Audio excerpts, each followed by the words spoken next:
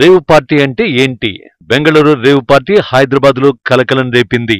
ఈ పార్టీలో పట్టుబడిన తెలుగు టీవీ ఆర్టిస్టులు, మోడల్స్ ఎవరనే విషయమై సర్వత్రా ఉత్కంఠ నెలకొంది. అయితే కొందరు సినీ టీవీ రంగానికి చెందిన ఆర్టిస్టులు రేవ్ పార్టీకి వెళ్లలేదని ప్రకటించారు.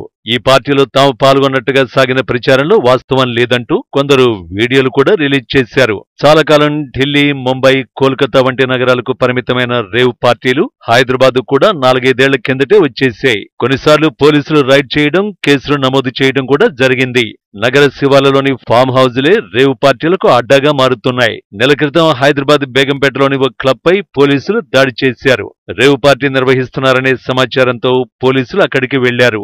రేవ్ పార్టీలో పాల్గొన్నారనే ఆరోపణలతో 77 మందిపై కేసు నమోదు చేశారు. ఇక 8 నెలల క్రితం మాదాపూర్లోని ఓ అపార్ట్మెంటులో రేవ్ పార్టీ జరుగుతున్నదని తెలిసిన పోలీసులు అక్కడ కూడా రైడ్ చేశారు. ఆ అపార్ట్మెంటులో భారీగా డ్రగ్స్ ను సీజ్ చేశారు. రేవ్ పార్టీ అంటే ఏమిటి?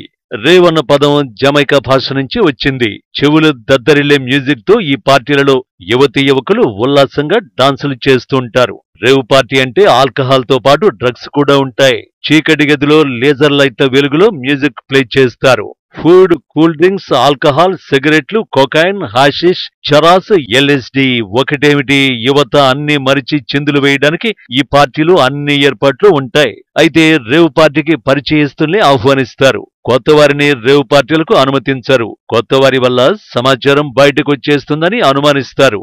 60వ దశకంలో యూరోపియన్ దేశాల్లో మద్యం కోసం పార్టీలు నిర్వహించేవారు. 80వ దశకానికి వచ్చేసరికి పరిస్థితి మారింది. 90వ దశకంలో ఈ పార్టీల స్వరూపం బాగా మారింది. డ్రగ్స్ వాడకం మామూలైపోయింది. అంతేకాదు సెక్స్ కాక్టైల్స్ కూడా రేవ్ పార్టీలలో కామన్ అంటారు. ఈ పార్టీలను 24 గంటల నుంచి 3 రోజుల పాటు నిర్వహిస్తారు.